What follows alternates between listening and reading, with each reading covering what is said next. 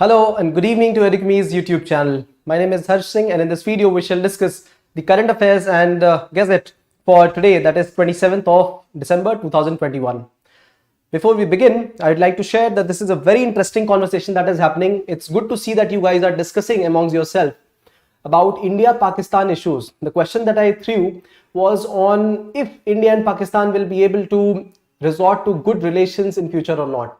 And I'm happy to see the kind of conversation you people are having. It's great. Bhabani, Netra, good evening to you. Good evening, Pooja. Please participate. Hi, Ashish. Hello, Amlan. Good evening, Hima. Hi, Sam. Good evening, Vivek. We also have other people. Asim, good evening to you as well. Other people here being online. Let me see. Right, great. All of you guys, good evening. People who are here present but not chatting, welcome and good evening to you as well. Most of you have written, in fact, all of you, I read all the points. They are very, very good. Amazing. When we speak about India and Pakistan relationship, people go on to little of defensive or offensive, and then there are conversations about war, about getting back the land, restoration of whatever we had before 1947, right? Hi, Tanu. Good evening.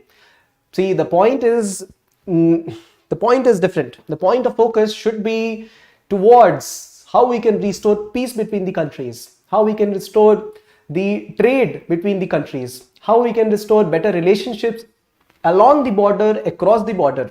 So this is what you have spoken of right now. This is amazing to see. Hi Kavita, good evening to you as well. Keep participating in the conversations and discussions. It will be amazing to have you. Just a second.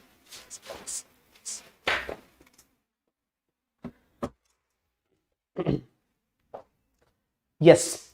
So the comments which have been written by people are really very good. They are diversified points on the kind of relationship both the countries should have. In fact, a couple of points are definitely missing. You should consider them. One of the points being India and Pakistan share cultural history. What about cricket? Cricket diplomacy is one of the ways through which both the countries can prosper together. Not only that, look at the kind of industries both the countries have. Start looking at the forwarded backward linkages. One of the example of it is the cotton textile industry. Both the countries associate with cotton textiles, Ludhiana being one, and then we have Pakistan based cotton industry. If they integrate, just like if industries in Kolkata or Assam, they integrate with those industries, jute and fabric industries of Bangladesh, that integration would be amazing. Asim talks of Bollywood, absolutely.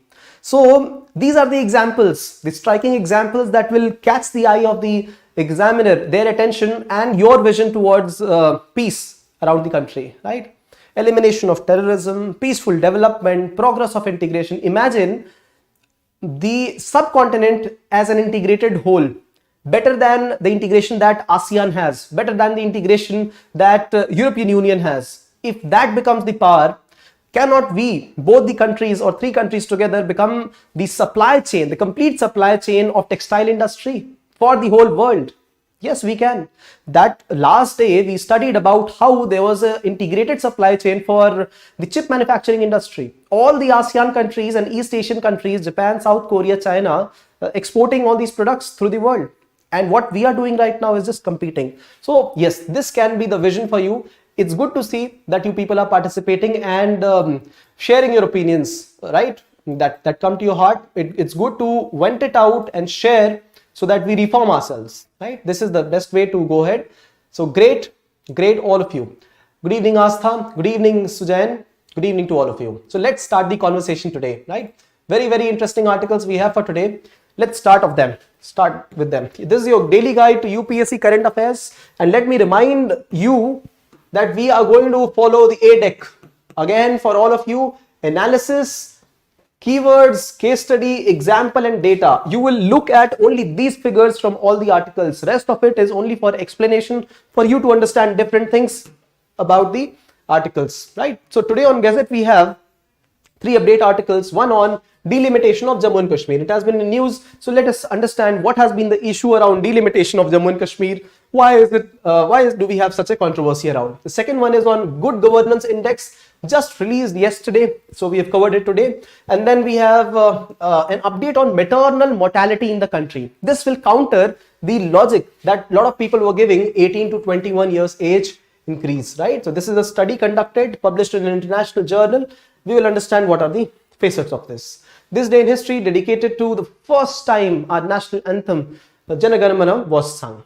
Featured news for the day is on understanding the economically weaker sections of society in India, right? A committee was constituted to understand what is the basis of the economically weaker sections in India. In this regard, we will understand what are the issues with the economic weaker sections, right? What is the criteria used? What are the issues with the criteria? What is the way forward in the feature news today?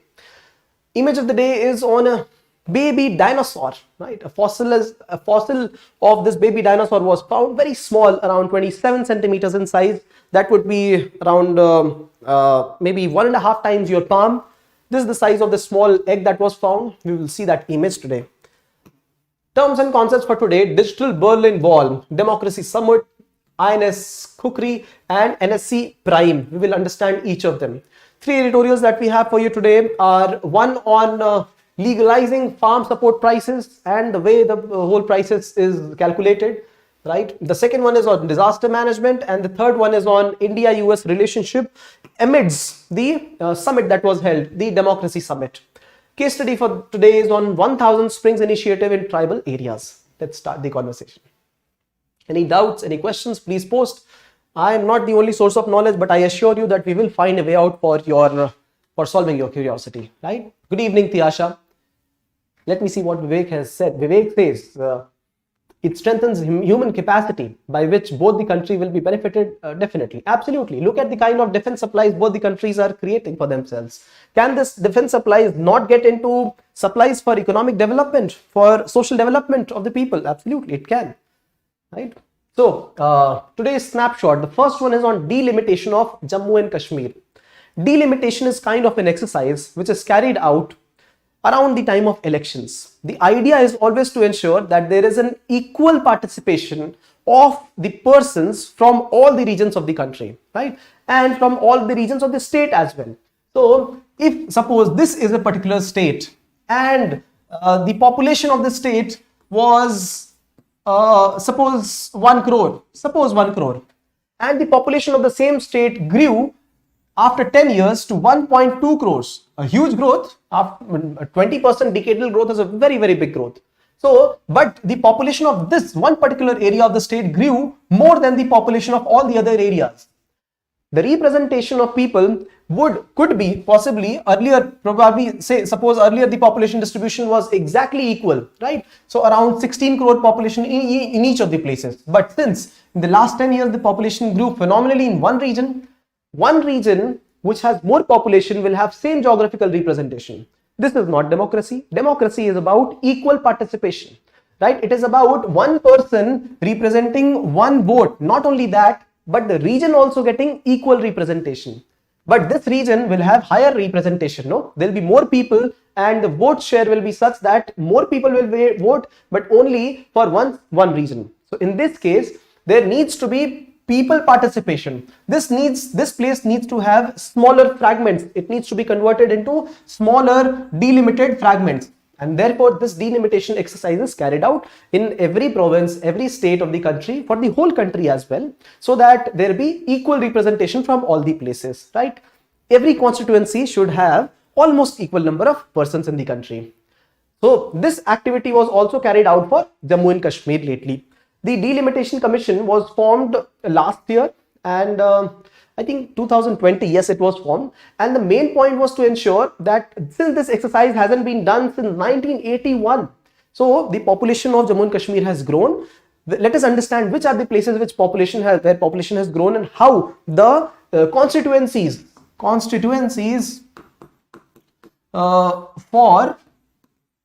the state election should be divided, right? So earlier there were a specific number of constituencies, right? We had 37 constituencies for the Jammu region, we had 46 constituencies for Kashmir region, and we had 24 constituencies for the POK region, Pakistan Occupied Kashmir region.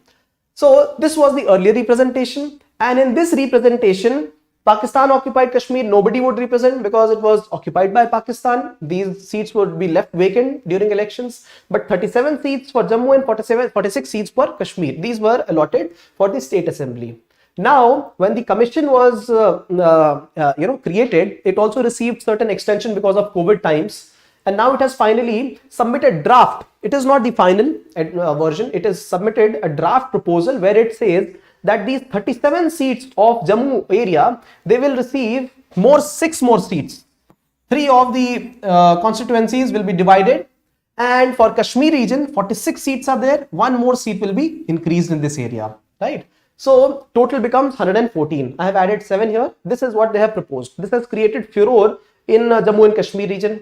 Why? Because the people in Kashmir region say that our population is more than majority. It is more than 60% population in complete area. So why do we not have more seats? Why should we not have more share in the increase of seats also? Both of it. More number of seats and more share in the seats. The population of Kashmiri Muslims is around 60% plus. The population of Hindus in Jammu and Kashmir is around 30%. But the seats are not proportionate.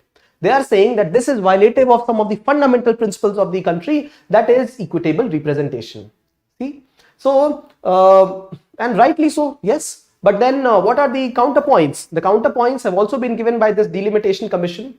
This commission says that the division has happened on the basis not only of the population division, but also of the geographical compactness of the place, right? Geographical compactness of the place, including the physical features, communication facilities, public conveniences, administrative units. What it wants to say is that they have tried to make the area, create an area so that there is adequate road supply in that particular constituency, so that public convenience are also available in that particular place. So they have divided the administrative constituencies in that particular order. But now the issue is that the representation is such that in each constituency in Kashmir area, Kashmir division, one constituency will have 1.5 lakh people, and in Jammu area it will have 1.25 lakh people. See? So here more people have to vote now. Should it not be equal in both? Yes. Speaking, for equality, yes. But then there are other criteria, and now they have also, in future, they will also be seeking suggestions from all the people. And this is not the finalized version, but yes, this is what it is. The Delimitation Commission has also offered a certain number of seats for the backward communities, 9 seats for scheduled tribes, and 7 seats for scheduled caste, right? So this increases the identity politics. I am a Dalit, I am a scheduled tribe, I am Hindu, I am Muslim. This is how people will, this is increasing the identity politics in Jammu and Kashmir region. This is what it is. And this is why in controversy, right? Because ideally it should be same for all states, practically for all the states. But yes, for all the states, it was already blocked until the year 2026 because certain states' population was declining faster, right? Their population growth was not happening, especially the southern states. So they said, why should we have, why should we face the brunt of this population growth? When we are not growing the population, at least allot us the constituencies that we already have till now. So 1976, this was initiated, and then, the number of seats for each state was blocked in the central constituencies. But within the state, one can go for this exercise. So within the state, one should not be trying to, play this kind of politics. They should have equitable representation. And what right now is going to happen is it is going to tilt the electoral balance. Is it making the Kashmiri Muslims happier? No, because they'll have lesser representation. Is it making the Hindus in the Jammu region happier? Not at all. They also feel that they should have gotten more seats. Their proportion is lesser. So this is the media report and all, right? Second snapshot. So you understood the update, right? This is the update of delimitation. All right. The second one is on Good Governance Index. This index was released just yesterday by the government, and what it has done is that it has taken 10 parameters to be able to rate all the administrative units in our country. So all the various states, they have been divided into 2 categories, category A, category B, and then we have one for union territories, and one category is there for the hill states and the northeastern region included, right? So in the category A state, Gujarat has topped overall the index. In category B, Madhya Pradesh has topped. In union territories, it is Delhi, and in the hill states and northeast states, Himachal Pradesh has been the topmost state. So through these 10 index, they are streamlining or standardizing the parameters on which good governance is rated. What are the parameters? General parameters like health facilities, like availability of medical services, like citizen-centric administration. There are 10 such parameters. Let us quickly look at them. So these parameters are all these 10. Environment, judicial and public safety, social welfare and development, economic governance, public health, commerce and industry, allied and agriculture sector, citizen-centric governance, public health, public infrastructure utilities. These are the factors on which this good governance index has been rated. When I saw the PIB news does not tell what is the differentiation between Group A and Group B states. But primarily it looks like the Group A states are the more developed states and Group B states are the ones which are aspiring. So states like Bihar, Jharkhand, Chhattisgarh, Madhya Pradesh, Uttar Pradesh, Uttarakhand, Assam, Rajasthan, these were the states in Group B, right? And this is where we have seen that the state of Madhya Pradesh has topped the list, right? 10 sectors. This is a biannual exercise carried out 2 times in a year, right? All right, so some of the states have made a very good improvement. For example, Jharkhand, since it was already downtrodden, the lesser amount of work we do, more is the increase in the parameters. So Jharkhand has done better. In fact, as many as 20 states have only improved their ranking. So this is a very good step towards good governance of the whole country, right? So in parameters, 20 states have bettered their parameters as compared to the last time it was conducted, right? Uttar Pradesh has also got incremental growth, majorly because of commerce and industry sector, right? And then in northeast hill states, Mizoram and Jammu Kashmir have also done fairly well, right?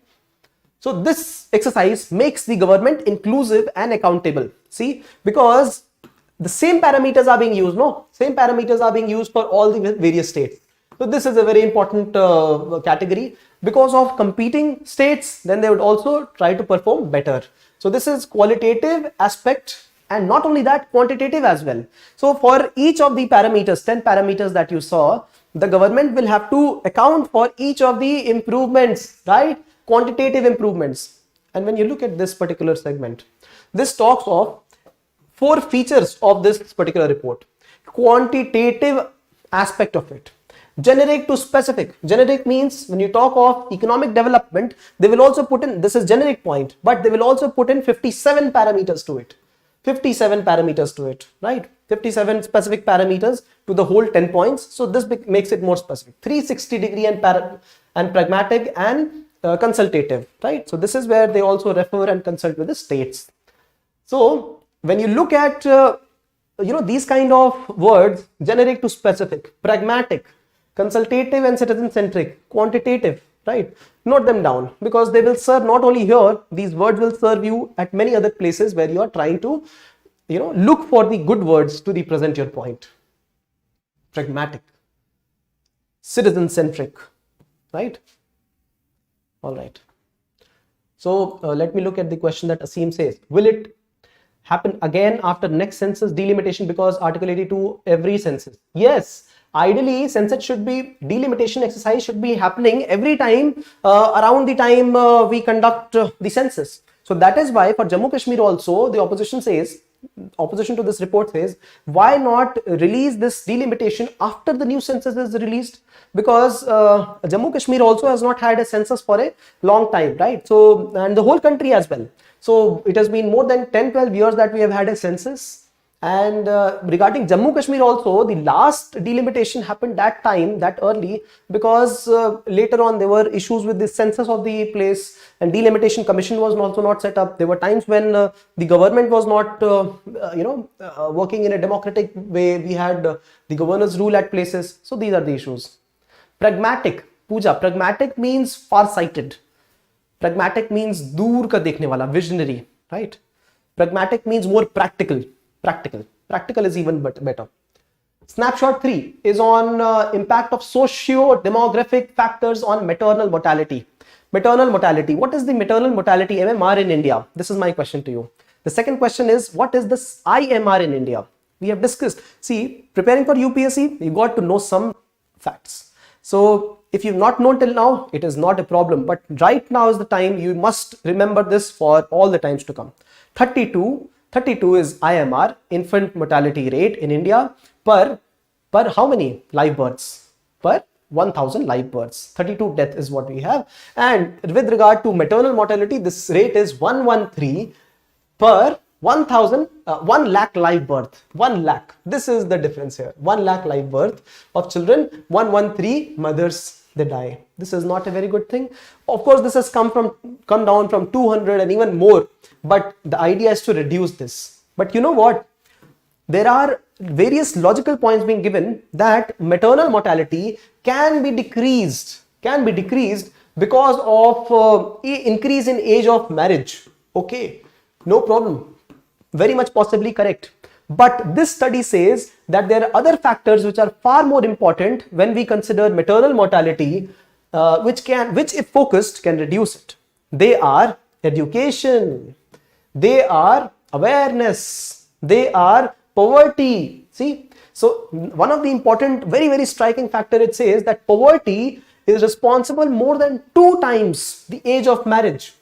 If we focus on poverty eradication, this will reduce the maternal mortality 2 times as compared to focusing on age of marriage. So let's focus more on poverty.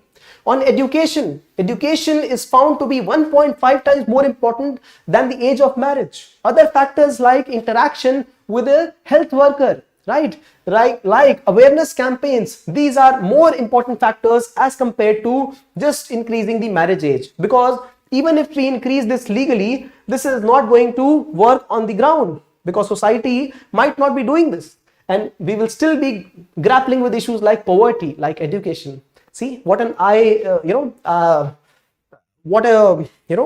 visionary thought this is. This is really, quite effective. See, for these 9 states in which this research was carried out, some of the states are well below 50%. Even when the scheme of Janani Suraksha Yojana, this provides free availability of ambulance, people are not able to trust. Even if the scheme provides money to the mother in case of institutional birth, people are not ready to avail these services. So less than 50% of institutional delivery is happening. Less than 50% of usage of Janani Suraksha Yojana is happening in states like Jharkhand, Uttarakhand, Uttar Pradesh, right? This is the pathetic situation in our country, right? So this is a great update, and strikingly, these 9 states, they cover more than 60% of the population of the country, right? So around half the population, 60% of the deaths, maternal mortality deaths, 70% of child mortality, infant mortality. See, these are the 9 states to focus with 50% population, more than 50%, but with around 70% death. There is something wrong with these states. Something can be worked upon. Not only that, these states account for 12% of global mortality death. See, point is not to defame these states. The point is that when these states are not doing well, you can actually create one data repository where you talk about the maternal mortality, child mortality, right? Issues with what about left-wing extremism? Jharkhand, Madhya Pradesh, Assam, Chhattisgarh, Odisha, are these states not impacted? Yes, they are. So you can link poverty issues with less education, with health, with the quality of life, all of them together. If one of them improves, all of them improves. And see, this is the fact for you. There will be other facts which will come up in other articles, but you just captured some facts if you are able to note this. Half the population, yet 70% of child deaths because of nutrition issues. And you can also capture these kind of data. Janani Suraksha Abhiyan, only 50% of usage, even less in some states. Poverty education, that is what is less here. But some of the states where there is more education, for example, Assam and Chhattisgarh, they are far better in some of these, institutional deliveries, institutional births. So the richest persons in Assam and the poorest person in Assam, this is the disparity. 14 times more likely to deliver than the poorest in Assam. 14 times more likely. This is a disparity situation. This needs to be improved upon. What does it recommend? It talks about state-specific recommendations. Is it not true? What Uttarakhand is going through, it is not very much same as what Jharkhand is going through, what Bihar is going through. Bihar is a plain area, and Jharkhand is a plateau area, right? Densely forested. Jharkhand. Jhar means forested and Khand means the area, region. Uttarakhand, Uttar mein Khand. So Uttarakhand has different issues. Similarly, Assam is the one with different kind of issues, right? Natural calamities are different of nature. So that is why we need to have state-specific interventions, right? We need to have clinical training and sufficiently skilled human resources. कितना कुछ मिल गया इस answer में, इस discussion में, ठीक है? So, good evening, Rajput. Pooja says 1000, absolutely okay. Okay. Hima says, but poverty eradication is long-term process, but increasing age of marriage just requires change of law. I'm not comparing, I'm just saying every positive step should be counted. Yes, all right, I agree with you. Both are different steps. If you want to know more about the debate about increasing of age, then we have covered a feature. You can look at the feature news. You can also look at the comments. In the live comments, people have commented, and then we have also found out a way out for this, right? So please go there and do find out more about that discussion and then present your opinions. We will be glad to have many such wider opinions. Good evening, Priyanshi. Political instability in Jharkhand. Ravi says political instability in Jharkhand. Yes, that is also a factor. Why not? Jharkhand is one of the states where they have conducted more than 10 elections in its 22 years of being. Imagine that. No, not 10 elections. Elections have been few, but changes in chief minister have been more than 10. I think 4 or 5 times president's rule in that particular state. That is the kind of instability Jharkhand has had. Yes, that counts when we talk of development of region. National anthem sung for first time. This was the time 27 December 1911 when this song Jana Gana Mana was sung for the first time. It has got 5 paragraphs, 5 stanzas, and one of the stanzas was picked up as the national song. It is a far longer song, right? The version that we have is, I think, what, 52 seconds or 56 seconds. It is either of this. This is the length of our national anthem, but it is far longer than this, right? The whole song. One small alteration in this was also done by the Indian National Army, right? So Shubh Sukh Chain, this was the song which was sung during the time of independence. But January 24, the song was taken up as our national anthem, right? So Shubh Sukh Chain, this was taken up as the song during the time of independence. But on January 24th, 1950, back to the Jana Gana Mana, right? It was written by Mr. Rabindranath Tagore. And one important update, this is also a part of our duties, right? So Article 51A talks about all the duties that we have, fundamental duties.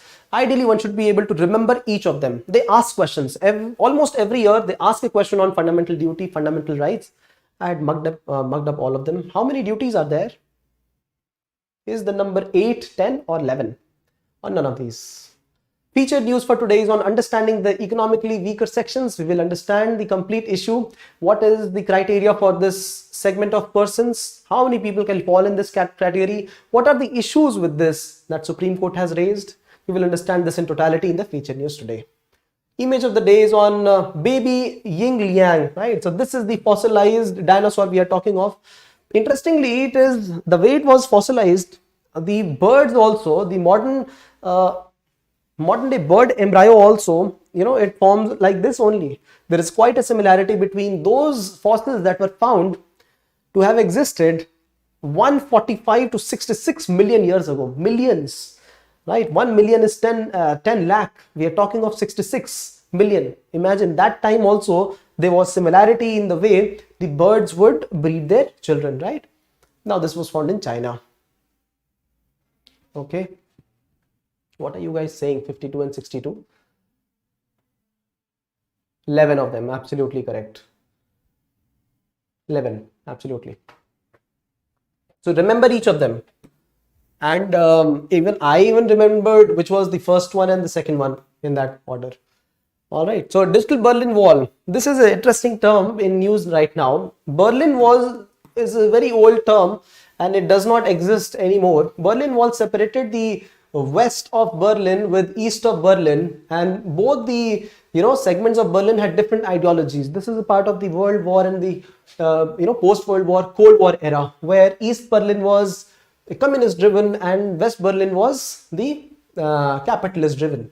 And the the situation was such that there were segments of East Berlin which needed urgent supplies of health, medicine, aid, yet it was not delivered. There was a blockade for East Berlin, and because of this, a lot of people suffered. But yes, airdropping also facility was not there. There were a lot of issues, and the point being that there was a division. There was a division, and people were not able to reach out to each other despite wanting. Right. So now digital Berlin Wall. This is a term which has come up. In IMF has recently warned of digital Berlin Wall. This is in context of the artificial walls people are creating in digital spaces. Artificial walls. Countries, China has a WeChat, only largely China specific. India has a WhatsApp. Oh, India also has a Telegram. Telegram is indigenous, no? Yeah. And globally we have WhatsApp, globally we have Facebook, Instagram. So many of the countries have started to impose digital walls on e-commerce, on various kind of digital transactions. What about data localization? We have discussed this. So this is an attempt to ensure that our data remains at our places. It has got its positives, but it also has got its negatives. We are trying to decrease the inter-country conversations in data, right? So earlier this was happening for goods and commodities, products and services. Now it is happening for data. Digital Berlin Wall, right? So digital Berlin Wall signifies of deepening digital divide. Important for you to know, right? What are the countries? You should be able to give many examples. US, China, wars, examples that I just mentioned, right? Many such examples you must have. India as well, European Union, many of them, right? So this is the update from here. Democracy Summit. It was held in December itself, I think 1 week or 10 days back. And we covered one of the editorials on this. So Democracy Summit was called for by USA, and the first summit was in fact delayed. This is the first summit. It was held first time. 100 plus countries, they became a part of it. Some very interesting things about it. It was to be held previously, right? Maybe in a way in which Mr. Biden could have projected what were the potential relations he expected from other countries. How would we be able to understand what is the kind of relation he's expecting? Through invitations. So this is also very strange that countries like Bangladesh, countries like Sri Lanka, they were not even invited for the summit, but country like Pakistan was invited. Now, despite knowing that this is a USA specific democracy summit, Pakistan was invited. Pakistan, which is a friend of China, and Pakistan was very reluctant to attempt to participate, right? So they should have invited countries like Sri Lanka, they should have invited countries like Bangladesh, but nobody knows. So this is what they say, khichdi bana diya wahan par ye summit ka. So democracy summit was held, good term for us to know, right? 100 plus countries were participant. In the editorial for today, we will also discuss what was specific to India that was a part of this summit, right? So idea of this summit was to support free media, fight corruption, strengthen democratic reforms, right? What has happened in Asia? See, military coup in Myanmar, Taliban issue in Afghanistan, and then we have checkbook diplomacy of China. So what is this? Checkbook diplomacy means checkbook pe we sign and we say, follow our policies, we'll give you this kind of loan. This is what China follows, right? China also follows a wolf war diplomacy. We have covered that term previously. So because this was the backdrop, USA conducted a democracy summit, right? One few more things, just general to your awareness, is that India was downgraded to the status of partly free, right? By this organization, American Freedom House Organization, partly free. According to the standards of this organization, China and Russia are not free countries, right? So, but these are only logics that one can give. These are not completely true or completely false in themselves. So one can only use these points to present the logic that they want to present. These are not the underlying facts, right? Okay, the third term for today is INS Khukri, right? INS Khukri existed in the past as well, but after that INS Khukri, it got drowned in the war in 1971. Another indigenous ship, corvette ship, was formed, right, by Indian agencies, and this second INS Khukri now has been decommissioned. That is by news. So the term that you can focus on is corvette. Corvette is a fast-moving ship, right? Fast-moving small ship for littoral environment. It was created indigenously by Mazgaon Dock, right? Shipbuilders in 1989. This was the old one, and this is the new one. Now this one also has been decommissioned. It traveled a lot, almost 30 times, circumnavigating the whole globe. This is what it has traveled, and now it has been decommissioned out of the Navy. Commissioning means introducing or making it a part, and decommissioning is making it get retired. NSE Prime. Now NSE Prime will be an association of those companies, those top companies which have the best governance practices, higher standards of corporate governance, right? So many of the companies will register to this NSE Prime Index, and once they are able to follow the standards set in the parameter, some of them will be rated as the best in corporate governance. This will be an indicator for many companies to join this forum, NSE Prime. This will also be an indicator of where people should invest in the longer run. If they invest in NSE Prime, that means these companies have very good governance parameters, corporate governance parameters. So this is largely an indicator. Okay, enables investors to identify companies, quality of investors, strengthen trust amongst people and the stock exchanges. No, very good initiative. All right. Asim asks, what does littoral environment mean? Littoral, pani, near water, right? Littoral environment means the one closer to water. All right. Pooja says, YouTube, Australia, nahi. I didn't get your question, Pooja. All right. Moving ahead to the editorials, let us quickly understand the third one first. Democracy and US-India relationship. Now, this is about the democracy summit that was held lately. Some of the countries were participants from Asia, some of them were not. I discussed about Pakistan being a participant, though very reluctantly because China's friend, and then Bangladesh, Sri Lanka. These are the vulnerable countries, not very happy with what is happening in China, the kind of checkbook diplomacy. Note that down. That is a good word to use. Checkbook and the wolf war diplomacy. So they could have been roped in, but USA did not do this. India was participant here. India also got a brief chance to, give a speech there. So this was a virtual summit. So the part of this, India said that, India could participate in aiding democratic processes around the world. So electronic voting, biometric identification, right now, Aadhaar linking, right? Distribution of certain public goods. This is what can be learned from India, right? Digital public goods. Yaad aa raha hai kuch?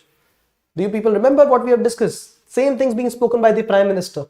Indicative of the fact that these are the most relevant themes around our country. They will be asked. Okay. So what are the concerns for both the countries? The concerns for both the countries relate to social media, right? Issues relating to social media, misinformation, corrosive effects of unregulated digital tools, corruption, black money, and one more was mentioned, that was cryptocurrency, in specific to India, right? So this is the actual theme when I read the complete editorial. This is about the third editorial. The second one is about the contingency and disaster management in our countries, in India. India happens to be one of the blessed countries as far as the agricultural lands are concerned. 40% plus of agricultural land in India, 40% plus. Not only that, we also are very well fed as far as the natural rains are concerned. Natural rain. This gives us fresh water, right? One of the countries with highest availability of fresh water. Yet, we are also one of the countries which are most threatened by the climate and other natural disasters. So one of the India falls in one of the 10 most vulnerable countries, right, towards these increasing disaster issues. And because of this, India has initiated one IRIS. If you remember, we had spoken about this a month back. infrastructure for resilient island states, right? IRIS, India had initiated for the poorer and underdeveloping countries. Now, India is one of the most disaster prone countries, and this is where the country must have a mapping, disaster mapping. If you remember, we had covered the risk mapping for flood. When Chennai floods were happening, we had covered one of the feature where we spoke about risk mapping of the Chennai floods. Similarly, we should have mapping of the whole country, right? Hazard prone districts of the whole country. We should have Apada Mitra and Apada Sakhis. So these are the people who were empowered during disaster times, and they could actually come in aid. This is what is required: preparedness and risk reduced measures, right? COVID itself is a disaster. This also requires these kind of people to help. This is an update from this particular theme. And the first one is on legalizing farm support prices. What are the issues associated with it, and what is the way forward? So this is an editorial technical one from Hindu Business Line. It talks about the issues in current measurement of the MSP, right? It talks about the technical way in which the measurement is done. It says that even when we are getting ahead with the legalization of MSP, since the method is faulty, therefore there is a method of calculation of MSP. It says that even then it will not be a great way forward. There are other ways also to increase the giving of aid to the farmers. This is what the editorial points out. It says that it will also lead to, the present thing would lead to burden to exchequer, right? Also middlemen and private traders, right? So these are some of the things because of which the farmers are not getting the proper aid, right? So this is the quick update from editorial. First, a little technical. The second one is an easier one. The third also provides about the relationship between India and USA. The kind of relationship that is required for propagation of democracy, right? That part is something that you can skip, right? What summary I have shared, that should be sufficient for this particular editorial, right? So before we go ahead with discussing the last segment of the day, shower some love through likes and comments. Like this initiative if you like it enough. Become a participant. We discuss this, the current affairs and Gazette from Monday to Friday. And moving on to the case study segment. This case study is on providing 1,000 springs in the tribal areas of the country. Providing these springs through the help of counter trenches, counter bunding, counter trenches. What are counter trenches? Contour. So contour mainly resembles height. If this is a hilly area, this is a particular contour, a height. This is a particular height. And this is where if we dig some trenches, this is where the water will get collected. It will not run off. It will get collected at other place also. It will not run off. It will increase the availability of water inside this area, and it will later, this water might actually come out from another stream in another place. This will increase the number of streams present. This is the initiative called as 1,000 streams, right? So this will hold over land the run of water. Will it not? It will, right? And jahan jal hai, wahan par jeevan hai. Where there is water, there is life. This is an initiative of Ministry of Tribal Affairs around the whole country, wherever we have this shortage of water. So you can very well look at what it can lead to. See, this is a water source. It can lead to pipe water supply, livelihood, right? Kitchen gardening, general agriculture, right? Every initiative begins with the presence of water. Big and very, very great civilizations have also formed where there has been water, right? So this is what we are trying to do again, right? So let me see the quote of the day. Today's quote says, "The earth, the air, the land and the water are not an inheritance from our forefathers, but a loan from our children." It's a loan. This is also the definition of sustainable development. We should be able to give to our children the earth in a better situation, in a better position than we have taken from our predecessors. So we have to hand over to them at least as it has been handed over to us. Mahatma Gandhi. Not only Mahatma Gandhi, I have also said this. A lot of people say this, and this is what should be said by you as well, right? You say this, but you have to say this in your answers also, in your notes as well, right? So let me see if there are some comments here. Ashish says, "Sir, please address my question on the national anthem that I asked earlier." Let me have a look, please. Pooja says, "Jal hi jeevan hai." Ashish says, "Sir, should the national anthem be changed as the way it was sung for the British Crown, calling Bhagya Vidhata. I don't know the interpretation of this. See, there are people who say that Bharat Bhagya Vidhata was being said for the British because they were the dominions of India, right? This is one of the contention. But I wonder if that was the actual meaning. We should discuss the meaning of the complete national anthem in one video. That will be great to understand, right? What do you say, Ashish?